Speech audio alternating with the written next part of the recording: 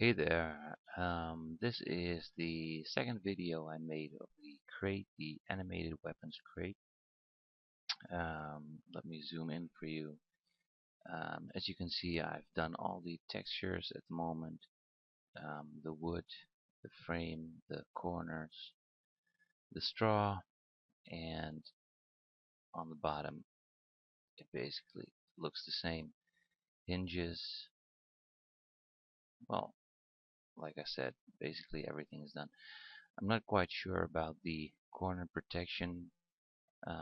It looks a little bit sharper than the stripes or the strips on the side look. Um, Perhaps I need to change that, but we'll come to that in a later stadium. As you can see, one, two, three, four, five rotation points, and let me just remove them. As you can see, I've attached as many parts as I can, and these are the last ones of which I'm doubting if I can attach any more of them, because the weapon crate is the basis of the model. The padlock top needs to open from the padlock itself, and these two are attached to a rotation point. So is the lock hinge on the lid, which is these two parts. This one is attached to the lid, but this one needs to move as well. So I'm not sure if I can attach this to anything. But 6 parts is not that many, so that shouldn't be a problem.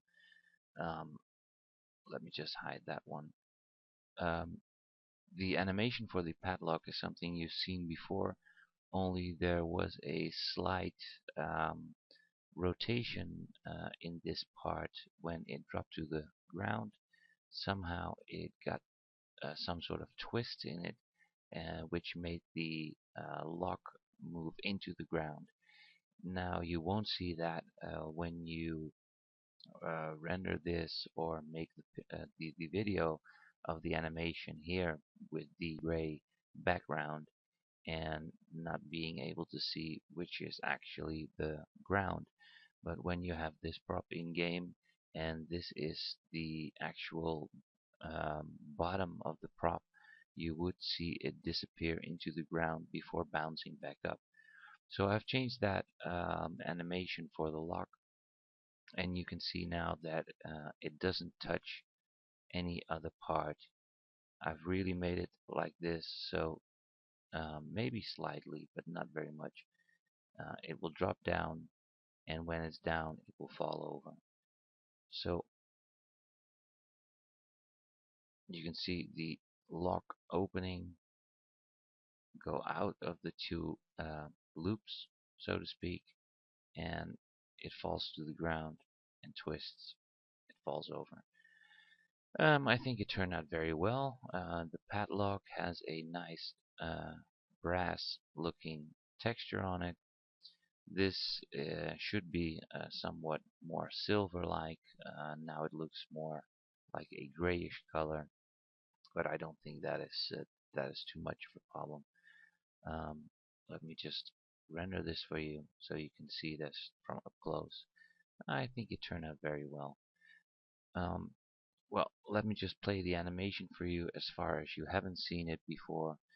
Uh, I mean, for as far you haven't seen before, because the actual working of the prop stayed pretty much the same, except for the fact that I finished texturing the prop. So let me just play this for you, and then I will do that in a step-by-step slow motion so you can see the inside as well. Alright, let's play it.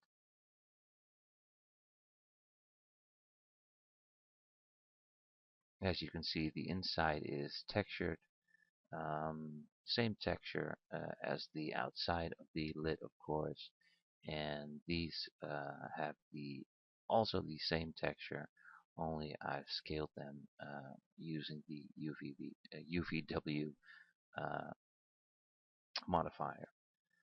Um, so we can zoom a bit. This is one of the holes or the loops or I'm not sure what that is called in Britly, but that is the part of the lock that stays stationary on the crate. There is a little part inside, so it actually gives you the idea that it's going through the wood and is attached on the inside of the crate. This is the straw that you've seen before um, for you, and we can place summons or things inside of this, and we'll just have to see how that will turn out once it is in the game. Um, I'll just go around this a little bit.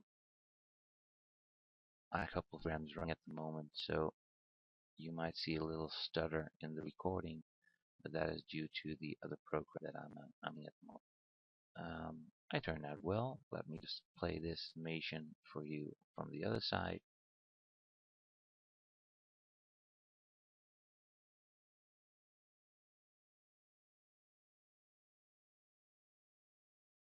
I think it turned out pretty well, and this will be a neat prop to have in the game. Now, not sure why the log has up. I'm still grow. So this is it. I think it's going really neat. And the difficult part is, of course, to make the XML file for this, as this is my first animated prop that I will be trying to get into the game myself. So be ready for a lot of questions and help from your part. Um, Next thing is I'm going to make a small video and try to explain how I made the padlock, or at least the loop for the padlock, which isn't as hard as it looks. But I think you'll just have to get used to working with different shapes using the Boolean item in the max list, and adding and changing props or parts with the vertex modifier. Um, I'm not even sure if that is called a modifier, but at least the vertex option. So you can just manipulate all kinds of different parts. But I'll show you in the next video I'm going to make.